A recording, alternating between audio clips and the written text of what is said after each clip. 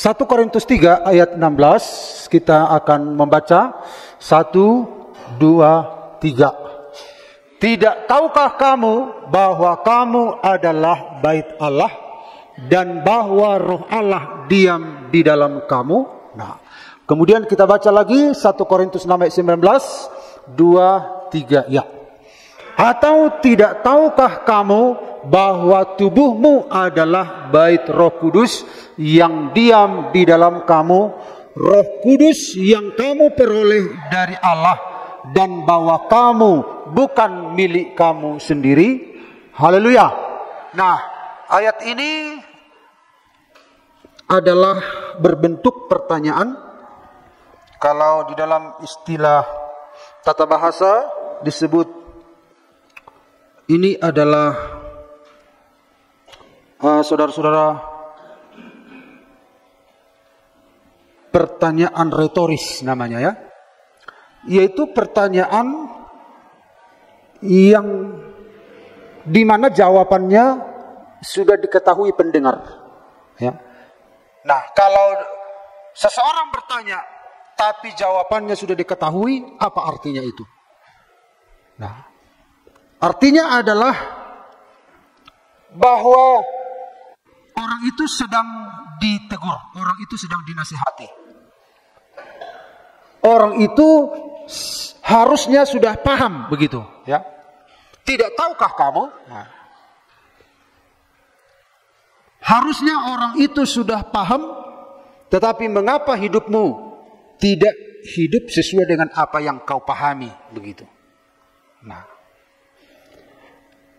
ini yang seringkali ditulis oleh rasul-rasul. Kalau kita baca juga dalam kitab Yakobus, suratan Yakobus, engkau percaya ada satu Allah? Itu baik. Nah, jadi ada beberapa pertanyaan-pertanyaan seperti ini yang sebenarnya anak-anak Tuhan sudah tahu. Makanya dipertanyakan kembali supaya paham. Nah, ini sebenarnya teguran halus ya. Seharusnya kalau sudah tahu, kenapa hidupmu tidak ada di dalam apa yang kau tahu itu, begitu. Nah, karena itu Bapak Ibu, sejak doa 10 malam masih kita bicara tentang kuasa Roh Kudus. Nah, pada hari ini juga kita akan melihat firman Tuhan. Untuk melengkapinya kita baca lagi sebelum kita lihat judulnya. Apakah hubungan bait Allah dengan berhala? Karena kita adalah bait dari Allah yang hidup. Menurut firman Allah ini, aku akan diam bersama-sama dengan mereka dan hidup di tengah-tengah mereka, dan aku akan menjadi Allah mereka dan mereka akan menjadi umatku. Jadi kita lihat pada hari ini Bapak Ibu, tidak tahukah kamu bahwa tubuhmu adalah bait? Bait itu adalah rumah, rumah Tuhan. Jadi ini seperti rumah ya. Tubuh kita itu seperti rumah. Tidak tahukah kamu bahwa tubuhmu adalah bait Allah, rumah Allah, tempat kediaman Allah? Nah,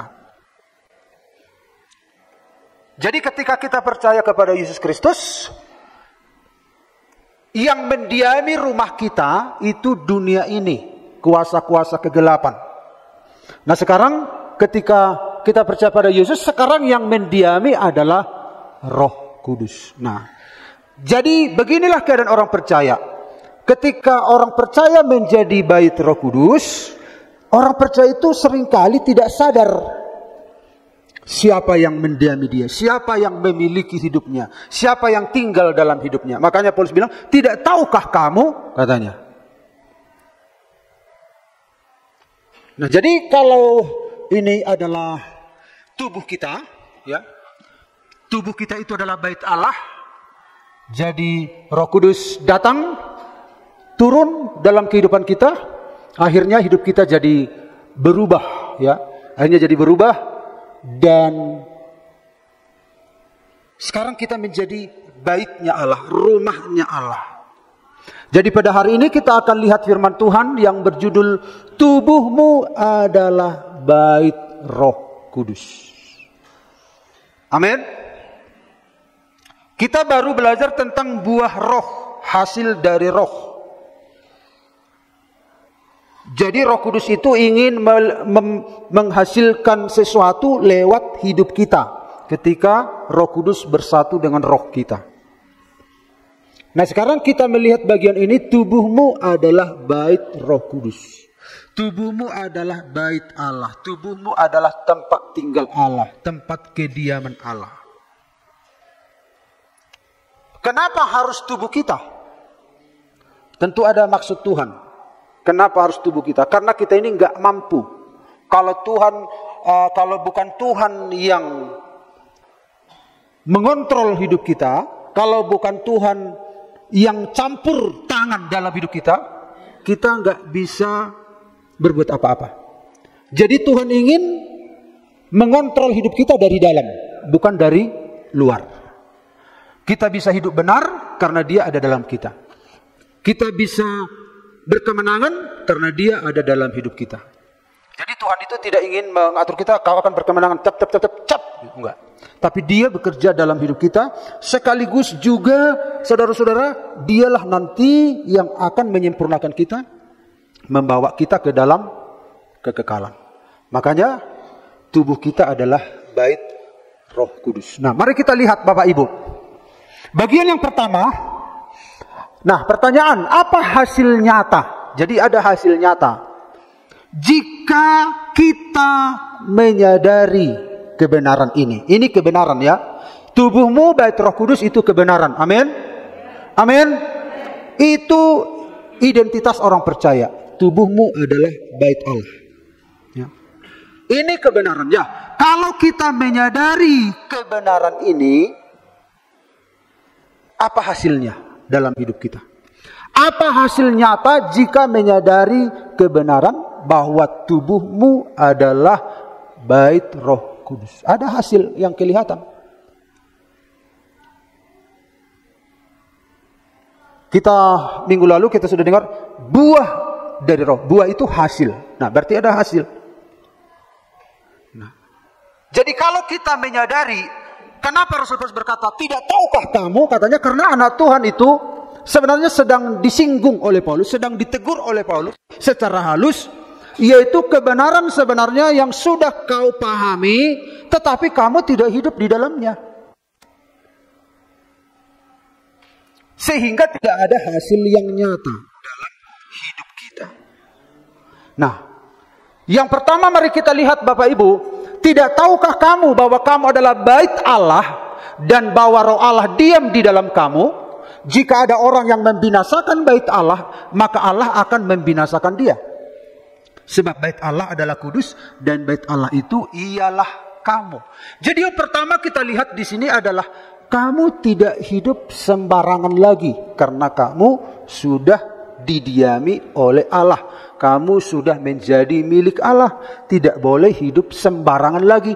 Andai kata Allah tidak diam, dunia ini yang mendiami kita, kuasa iblis yang mendiami kita, wajarlah hidup kita sembarangan. Karena Allah yang sudah diam dalam hidup kita, berarti kita harus hidup sesuai dengan siapa yang merajai hidup kita. Ayat ini muncul Bapak Ibu, ini ketiga ayat yang kita bahas ini masalah yang dialami oleh jemaat Korintus. Ya.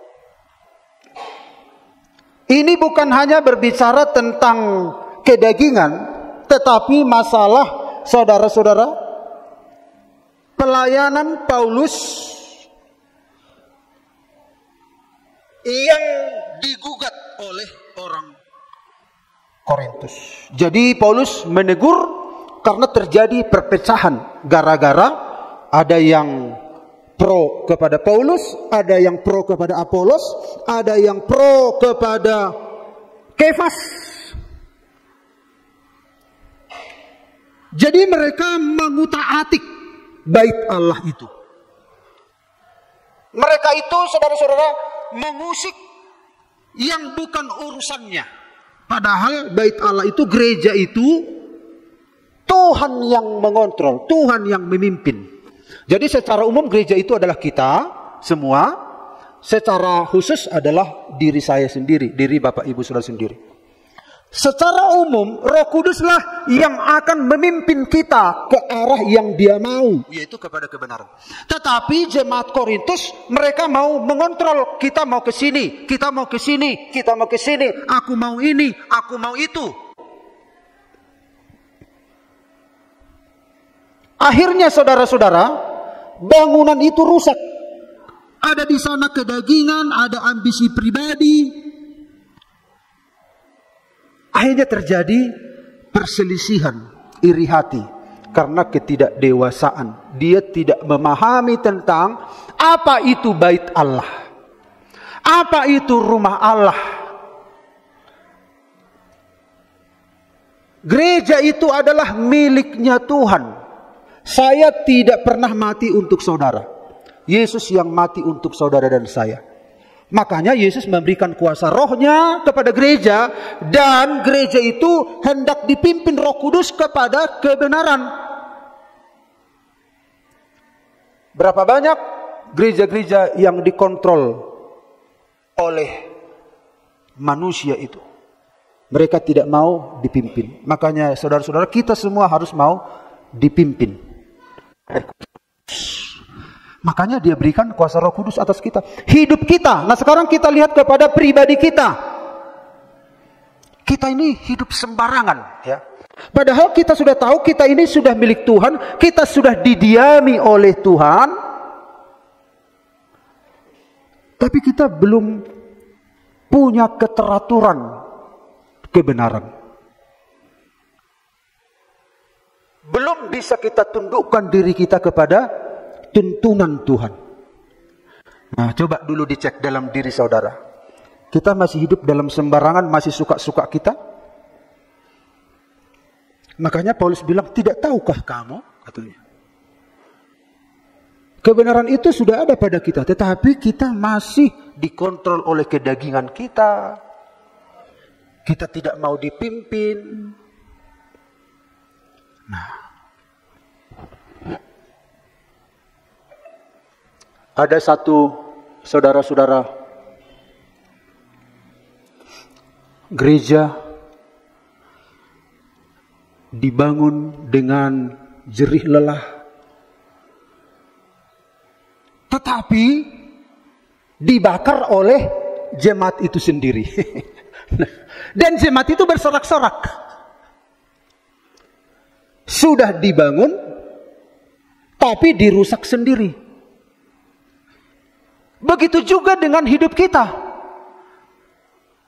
Tuhan sudah menjadikan tubuh kita baitnya, rumahnya, tempat tinggalnya. Tapi kita rusak. Kita rusak dengan kemauan kita, kedagingan kita, dan kita bersorak-sorak di sana. Sementara kerusakan sedang terjadi. Ini yang terjadi dalam kehidupan orang percaya. Makanya Paulus bilang, nasa ibu tahu doh. Berapa banyak anak Tuhan merusak tubuhnya, merusak bait Allah. Padahal telah dibayar oleh darah Kristus. Karena itu Bapak Ibu, tubuh kita ini bait Allah. Di hati inilah rumahmu. Terus apa selanjutnya? Dimanapun ku kan berada, senantiasa kau pun ada. Banyak anak Tuhan merusak dirinya. Dia tidak mau makan makanan rohani yang sehat. Dirusak dirinya dengan hal-hal yang tidak baik.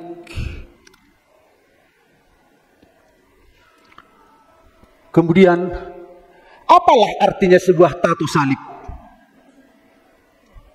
di badan? Apalah artinya sebuah kalung salib? Apalah artinya Jehovah Dosi Permahanau di pakaian kita kalau hidupnya nggak benar? Hidup suka-sukanya. Berapa banyak orang Kristen punya simbol-simbol kekristenan, tapi hidup sembarangan. Bapak Ibu lihat kalau preman-preman, apa? Kalung salib. Bukan berarti nggak boleh ya, lebih bagus daripada nggak ada pakai salib, daripada Bapak Ibu pakai di sini gigi ini Aili, lebih bagus salib.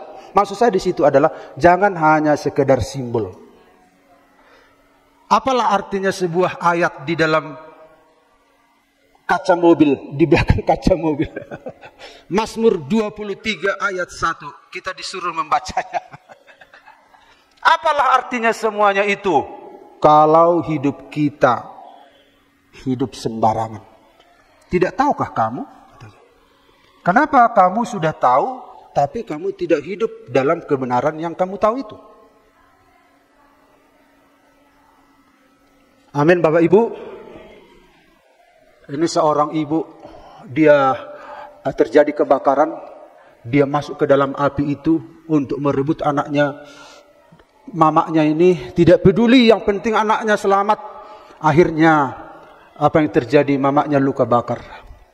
Akhirnya anak itu bertumbuh besar. Setelah bertumbuh besar, anak itu diludahi foto mamanya. Kira-kira gimana menurut Bapak Ibu? Padahal mamanya sudah taruhan nyawa kepada anaknya itu sampai rusak mukanya. Tapi setelah besar, dia tidak menghargai orang tuanya, diinjak-injak fotonya, diludahi. Begitu juga kita dengan Kristus. Kristus sudah rela berkorban untuk kita. Setelah kita diberkati, setelah kita, saudara-saudara, diangkat dari lumpur, kita sudah jadi makmur, kita sudah menjadi orang. Lalu kita menghina. Begitulah banyak anak Tuhan tidak menghargai bait Allah, hidup kita. Tidak menghargai bahwa kita ini adalah bait Allah. Apapun yang kita lakukan, saudara-saudara harus sadar, aku ini bait Allah. Tuhan ada dalamku. Jadi kesadaran bahwa Tuhan ada dalam kita, itu akan menetralisir pikiran kita dari dosa. Ketika saudara melihat internet, saudara sadar, aku milik Tuhan. Ada kesadaran itu senantiasa, akhirnya saudara terkontrol. Bukan berarti nggak boleh kita menikmati internet, bukan berarti kita nggak boleh main game, bukan berarti kita boleh sebagai anak Tuhan yang dewasa, kita sendiri yang mengambil keputusan. Tetapi kita bisa berkemenangan di sana karena kita sadar ada Tuhan yang diam di dalam hidup kita. Kita tidak hidup sembarangan. Perkataan kita, perbuatan kita, pikiran kita. Ketika pikiran kita melantur langsung, Tuhan ampuni saya. Nah, langsung kita jaga perasaannya Tuhan. Daging ini kan mau membawa kita terus dari lorong ke lorong, dari gang ke gang, terus langsung kita sadar, Tuhan ampuni saya, balik lagi. Jadi kesadaran siapa yang diam dalam kita membuat hidup kita tertib. Membuat hidup kita tidak sembarangan. Karena kita adalah bait Allah. Amin. Dan mau naik merhata kasar misalnya, naik keluar, Tuhan, nggak cocok, ini bukan seorang anak Tuhan lagi begitu. Nah, ini saudara-saudara harus kita sadari. Ini bagian yang pertama. Roh Kudus itu tinggal dalam hidup kita. Sekarang hidup kita ini adalah bait Allah, Roh Kudus. Bait Roh Kudus, bait Allah. Nah, mari kita lihat yang berikut. Apakah hubungan bait Allah dengan berhala? Karena kita adalah bait dari Allah yang hidup menurut firman Allah ini. Aku akan diam bersama-sama dengan mereka dan hidup di tengah-tengah mereka. Dan aku akan menjadi Allah mereka dan mereka akan menjadi umatku. Yang kedua kita lihat, kamu tidak pernah sendirian lagi karena Tuhan telah berdiam di dalam dirimu. Kemana saudara pergi, saudara tidak pernah sendiri. Tujuan Tuhan mendiami kita untuk memastikan bahwa engkau tidak pernah sendiri. Aku diam bersama-sama dengan engkau. Entah kalian sendiri, saudara sendiri di kamar mandi, sebenarnya enggak sendiri. Entah saudara bepergian sendiri di mobil, saudara sebenarnya enggak sendiri. Entah saudara sendiri di rumah, sebenarnya saudara tidak sendiri. Karena Tuhan diam di dalam hidup kita. Benarlah yang dikatakan oleh Tuhan, ketahuilah aku menyertai kamu senantiasa. Bagaimana cara menyertai? Dengan Dia berdiam di dalam kita. Kalau dulu saudara-saudara Allah berfirman dari langit, Dia memerintah hidup kita, lakukanlah ini, lakukan ini, lakukanlah ini, lakukanlah ini. Tetapi dalam Kolose 1 ayat 27, kepada mereka Allah mau memberitahukan betapa kaya dan mulianya rahasia itu di antara bangsa-bangsa lain, yaitu Kristus ada di tengah-tengah kamu, Kristus yang adalah pengharapan akan kemuliaan. Kristus ada di tengah-tengah kamu, dalam bahasa Yunani disebut en. Dalam bahasa Inggris disebut in, artinya di dalam. Kristus ada di dalam kamu. Dialah pengharapan akan kemuliaan. Kepada Kristus yang ada dalam kita, yang dia dalam kita, kita bisa berharap segala sesuatu. Berharap kepada kemenangan, berharap bahwa kita bisa hidup benar, bisa hidup kudus, bisa mengalahkan kuasa kegelapan. Nah, pada akhirnya saudara-saudara, jadi ketika Roh Kudus itu datang, ya Bapak Ibu ini, ketika Roh Kudus itu datang, ini adalah Tuhan berbicara. Nah, ketika Roh Kudus itu datang, sekarang Roh Kudus itu ada dalam hidup kita. Sekarang yang berbicara siapa? Saudara berbicara, Roh Kudus berbicara lewat saudara. Tuhan tidak berbicara dari langit untuk mengkomando. Jangan ini, setir ini ke kiri, ke kanan, belok, enggak. Roh Kudus dalam hidup kita. Firman Allah yang ada dalam hidup kita. Makanya pada akhirnya nanti saudara-saudara, orang-orang percaya itu ada dua versi dalam berdoa itu ya. Kita berdoa, Tuhan berikanlah makanan minuman. Berikanlah, pimpinlah kami di perjalanan kami mau berangkat ke Medan. Berkatilah transportasi kami, berkatilah. Tapi setelah Roh Kudus ada pada kita, versi yang kedua pun terjadi. Aku tahu engkau sudah menyertai kami. Aku tahu engkau memelihara hidup kami. Aku tahu ada mujizat terjadi. Aku tahu engkau telah membuka jalan di hadapanku. Kan dua hal kan? Beda kan? Tuhan bukalah jalan di hadapan kami. Tetapi Tuhan juga, kalau kita sadar tentang ini, saudara bisa menggunakan versi yang kedua. Aku percaya engkau sudah buka jalan. Dalam nama Yesus. Dalam nama Yesus. Aku percaya mujizat terjadi dalam rumah tanggaku. Dalam nama Yesus. Jadi saudara-saudara, Allah yang bekerja dalam hidup saudara, itu yang saudara suarakan, itu yang mengubah atmosfer di sana. Amin. Maka mulailah rubah dulu. Mulailah praktekkan bagian ini. Yang bagian pertama bukannya salah, tetapi bagaimana juga kalau kita praktekkan ini, berhubung tubuh kita adalah bait Allah, tempat tinggal Allah. Makanya dikatakan oleh Tuhan, apa yang keluar dari mulutmu itu bisa terjadi. Apa yang kau ikat di bumi itu terikat di surga. Kenapa kita begitu besar kuasa diberikan Tuhan pada kita? Jadi anak-anak Tuhan harus mengerti tentang ini. Misalnya kalau saudara seringkali merasa ketakutan seperti dikerjai iblis. Tuhan, usirlah iblis ini Tuhan. Terus saudara nangis, Tuhan, usirlah iblis ini Tuhan. Aduh Tuhan. Memang Tuhan lawatnya kita. Tuhan jamahnya kita. Amin. Metode itu pun Tuhan tolongnya. Karena kita punya Bapa yang baik. Bagaimana kalau saudara menyadari tubuhmu adalah bait Allah? Dalam nama Yesus, kuasa setan tidak berhak dalam rumah tanggaku. Dalam nama Yesus kami akan diberkati. Dalam nama Yesus kami akan dipulihkan. Ada masa depan bagi anak-anakku. Itu keluar dari, didorong oleh kuasa Roh Kudus. Ucapkan perkataan-perkataan itu. Itu akan mengubah atmosfer. Jadi jangan saudara terlalu sering akhirnya seolah-olah kuasa kegelapan itu enggak bisa kita kalahkan, enggak. Seringkali kan kita orang tua, kita katakan anak, sementara anak kita beriman. Anak kita beriman. Wah, dalam nama Yesus Tuhan pasti tolong. Dalam nama Yesus Tuhan buka jalan. Dia buka jalan saat tiada jalan. Ku percaya mujizat. Lalu kita katakan sama anak kita, sepertinya kau nanti nggak bisa mencapai apa yang kau inginkan kalau begini, kalau begini.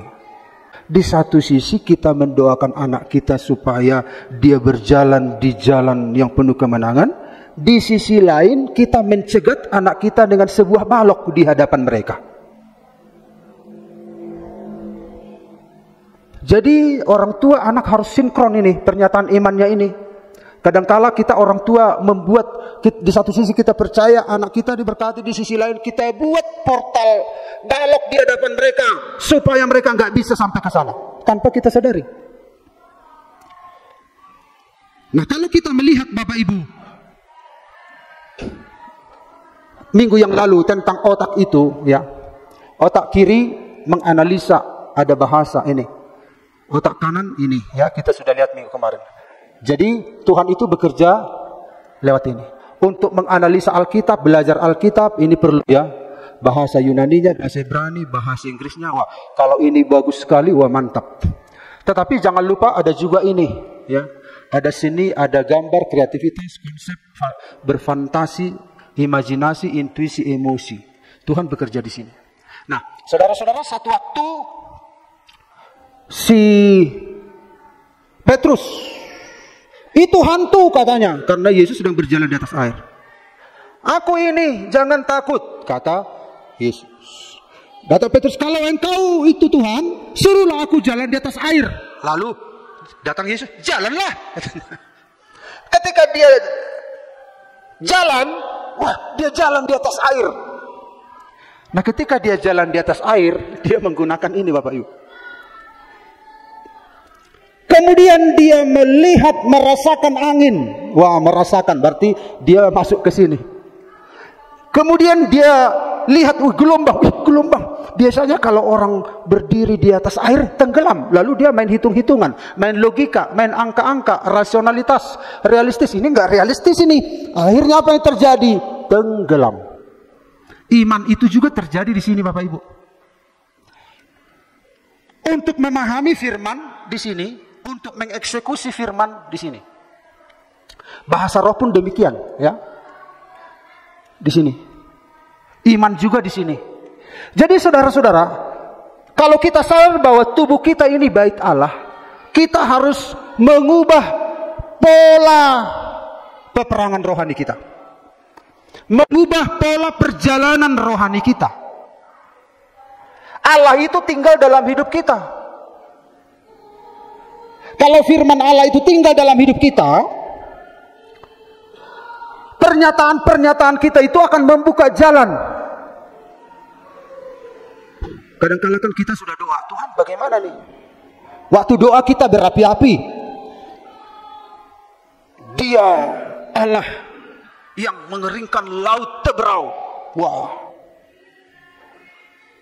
Kemudian Engkau yang memberikan makan orang Israel di padang gurun 40 hari 40 malam, 40 tahun dengan manna. Wah.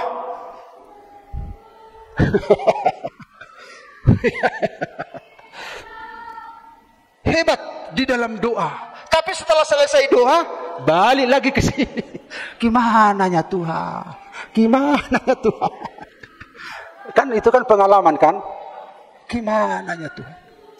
Lalu berdoa lagi. Balik ke sini lagi. Jadi dalam Tuhan ini ada seni. Ini seni. Itu beriman itu sebuah seni. Ada gambaran besarnya. Gambaran kecil gak suka ini. Gambaran kecil, detail-detail gak suka. Gambaran besarnya aja. Jadi kalau pas dalam doa ini terjadi, wah luar biasa. Nah setelah amin, balik lagi ke sini. Wah ada Tuhan, apalagi anak kita. Haji butuh aku. Jangan-jangan. Nasi ulukku. Jangan-jangan. Padahal tadi waktu berdoa apa? Tidak ada penyakit dalam nama Yesus. Tidak ada ini, tidak ada ini, semua oleh darah Yesus. Tapi setelah amin. Herana aku inna matai. Herana nggak usah dia leleng. Sebulan. Jangan-jangan. Padahal tadi apa? Kaulah Tuhan penyembuhku, Kau sembuhkan sakitku. Amin. Langsung. Bebe. Jojo aha. Angkot. Tabuan mak. Dang hapi kira bion katanya. Memang mau dang hapi kira. Makanya jangan terus-terus cepat ke sini. Tuhan itu hebat sebenarnya dalam hidup kita ya. Tuhan itu dahsyat dalam hidup kita. Jadi seolah-olah Tuhan itu memakai kita menyuarakan perkataannya. Jadi ciptakan dalam rumah tangga kita itu, saudara-saudara, atmosfer yang mengubah keadaan kita. Belajar ya, belajar. Jadi kalau kata-kata sungut-sungut terus, wah itu nanti atmosfernya jadi rusak. Nah kita ini bait Allah, tempat tinggal Allah. Tuhan mau kita sadar bahwa kita nggak pernah sendiri, bahwa lewat hidup kita Tuhan sedang bekerja, ya Tuhan sedang bekerja. Kadangkala kita nangis, sepertinya Tuhan mananya ini, udah doa puasa, udah ini. Bagaimana kalau dengan metode ini? Aku percaya engkau sudah dengar doaku. Aku percaya engkau sudah buka jalan. Aku percaya aku akan melihat perbuatanmu yang ajaib. Saya percaya Tuhan senang mendengar itu. Tuhan dimuliakan di situ. Amin. Ada tim doa mertua saya dulu. Tim doanya, tim kasih namanya 4 orang. Mereka itu berdoa luar biasa. Tahu-tahu ada seorang yang waktu berdoa di situ muncul keraguan di dalam pikirannya. Ya, ketika muncul keraguan, langsung Tuhan tegur dia. Lewat temannya yang sedang berdoa. Ini level tinggi mereka ini berdoa ya. Ini sedang khawatir, ini anak Tuhan ini, hamba Tuhan ini. Langsung Tuhan bicara kepada orang ini. Apa kata hamba Tuhan ini? Tuhan bicara lewat orang ini. Katanya anak Tuhan. Itu saja sudah ragu-ragu, kata langsung kaget. Tuhan tahu katanya.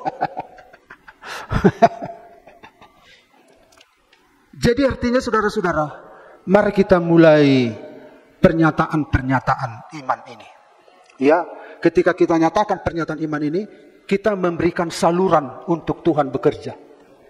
Kita memberikan saluran. Ya, sekali-sekali thinking iblis itu. Thinking. Sekali-sekali tentukan kondisi apa yang akan Bapak Ibu alami hari itu.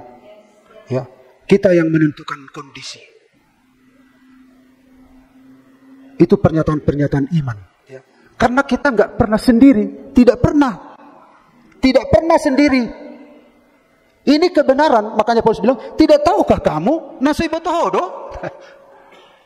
Jadi kadangkala kesadaran ini kadang sadar, enggak, kadang sadar, kadang tidak, kadang sadar, kadang tidak. Kita pikir kadang Tuhan ada bersama kita, kadang tidak ada Tuhan. Kadang ada Tuhan, kadang tidak ada Tuhan. Kadang ada Tuhan, kadang ada hantu. Kadang ada Tuhan, kadang.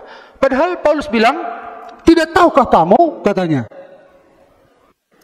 Tuhan selalu ada bersama dengan kita. Amin Bapak Ibu. Nah, sebab jika kamu hidup menurut daging, kamu akan mati. Menurut daging, kamu akan mati. Tetapi jika oleh roh dari dalam, kamu mematikan perbuatan-perbuatan tubuhmu, kamu akan hidup. Artinya kita diberikan Tuhan peluang yang besar untuk memenangkan peperangan ini. Dia bekerja dari dalam, mensupport hidup kita. Makanya kekudusan itu dimungkinkan, kesucian hidup dimungkinkan, kemenangan, hidup dalam kebenaran itu dimungkinkan karena Dia ada dalam hidup kita. Nah, perhatikan Bapak Ibu. Jika kamu hidup menurut daging, kamu akan mati. Jadi untuk mengalahkan kedagingan ini, kalahkanlah dengan saudara-saudara oleh Roh Kudus yang sedang bekerja. Jangan sampai ada dua cara mengalahkan ini, perbuatan daging ini. Mematikan perbuatan daging ini ada dua cara. Cara dari luar dan cara dari dalam. Tuhan ajarkan cara dari dalam. Bagaimana rupanya cara dari luar? Maksudnya di situ, jangan sampai penyakit mematikan perbuatan daging kita. Ada orang juga perbuatan dagingnya akhirnya mati karena apa? Nggak ada uang. Kan nggak ada uang.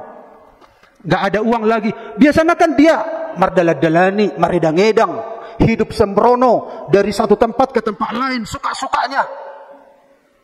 Adi gedona yang mubon, perbuatan-perbuatan daging nyon, bailahon contohnya. Nah ketika uangnya habis, kenapa kau tidak pergi lagi? Dangadong behepeng. Jangan sampai ketiadaan uang mematikan perbuatan daging kita. Jadi banyak orang jadi baik sekarang, jadi orang baik-baik karena apa? Karena penyakit yang menghentikan, karena uang yang menghentikan, karena masa yang menghentikan. Tetapi Rasul Paulus berkata, kita harus mematikan perbuatan daging, ada uang atau tidak ada uang, sehat atau sakit, kaya atau miskin, perbuatan daging bisa kita kalahkan lewat apa? Roh Kudus yang bekerja, Roh Kudus yang mematikan.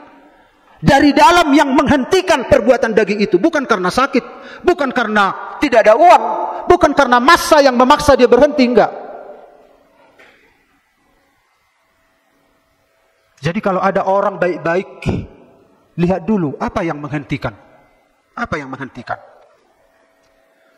Tapi anak-anak Tuhan berhenti berbuat dosa, keinginan dagingnya dimatikan. Karena apa? Hidup oleh Roh, karena tubuh kita adalah bait Roh Kudus. Dengan Roh Kuduslah, lewat firman-Nya lah kita mengalahkan, mematikan perbuatan daging itu. Amin Bapak Ibu. Amin. Bagaimanapun keadaan kita, bukan faktor luar lagi yang menghambat, yang memberhentikan kebencian Allah ini, memberhentikan sifat-sifat yang tidak baik ini, tapi berasal dari firman yang bekerja dalam hidup kita. Itu yang Tuhan mau, itu yang dilahirkan kembali begitu, itu yang mengalami transformasi begitu Bapak Ibu. Dan itulah orang yang bisa masuk ke dalam kerajaan Allah. Bukan pola dari luar. Tuhan terus mendampingi kita. Dia ada dalam hidup kita. Kita nggak pernah sendiri untuk menolong kita, memenangkan peperangan, mengalahkan kedagingan, memikul salib. Karena dia ada bersama dengan kita. Amin. Ada banyak orang, anak-anak Tuhan, uangnya ada. Mau menikmati apapun bisa. Kalau di zaman sekarang, berapa simpanannya bisa? Kan banyak uang. Tapi karena dia anak Tuhan, dia bisa mengalahkan, mematikan perbuatan tubuhnya. Karena apa? Karena dia mengalahkannya bersama dengan Tuhan yang bekerja dalam dia. Dia mengalahkan keakuannya. Kenapa itu? Kok suka-sukanya hidup? Ya maklumlah, kan ada uangnya. Dia benon mahepeng nih. Anak Tuhan gak demikian.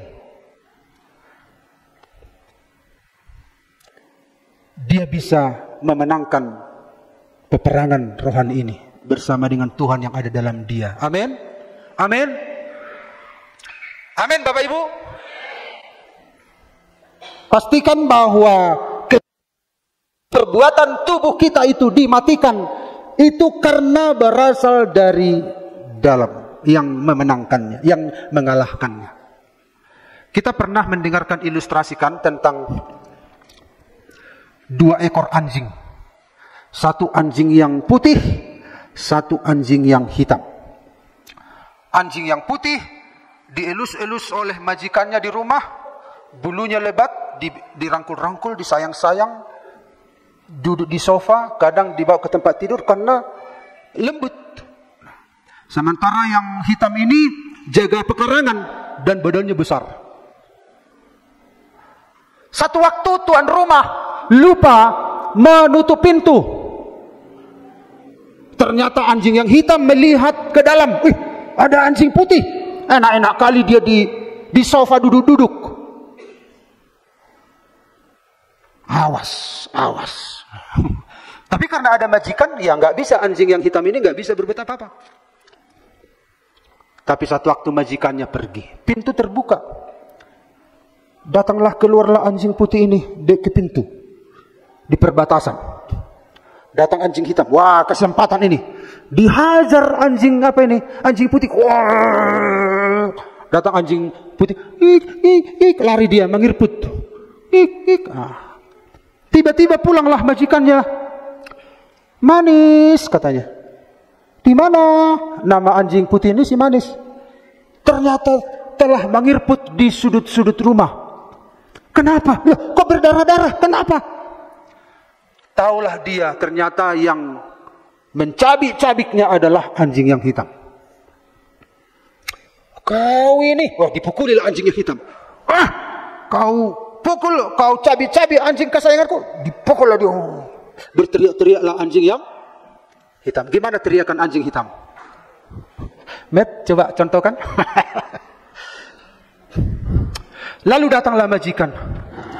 Gimana ini? Kalau berkali-kali nanti ku tinggalkan begini, ya matilah anjing putih ini. Akhirnya dia punya ide. Celing. Gak dikasihlah makan ini anjing hitam ini. Gak dikasih makan. Anjing putih diobati terus dikasih makan. Kasih minum susu. Kasih vitamin dan lain sebagainya. Akhirnya makin gemuk. Anjing yang hitam kurus. Satu waktu majikannya pergi, pintu pun terbuka. Datanglah anjing hitam ini, yang kurus-kurus ini. Mau mengaroro biang nabot tari. Datang anjing yang putih karena sudah gemuk. Apa kau? Apa kau? Kata. Akhirnya mengirput anjing yang hitam. Artinya adalah anjing putih itu melambangkan apa? Manusia batiniah kita. Anjing hitam itu adalah ini. Perbuatan-perbuatan tubuh kita. Selama kita kasih makan ini, maka ini makin kurus, ini gak berdaya. Dihajar ini. Tapi kalau kita kasih lapar ini, kita matikan perbuatan-perbuatan tubuh yang penuh dosa itu. Yang kita kasih makan adalah ini. Kita kasih makan, beribadah, berdoa, baca Alkitab, jaga hubungan dengan Tuhan, makin gemuklah dia. Akhirnya apa yang terjadi? Ini gak berdaya. Dengan cara itulah kita, saudara-saudara, melihat kemenangan demi kemenangan. Amin. Amin. Nah, saya rasa sampai di situ dulu Bapak Ibu ya. Mari kita nyanyikan pujian kita.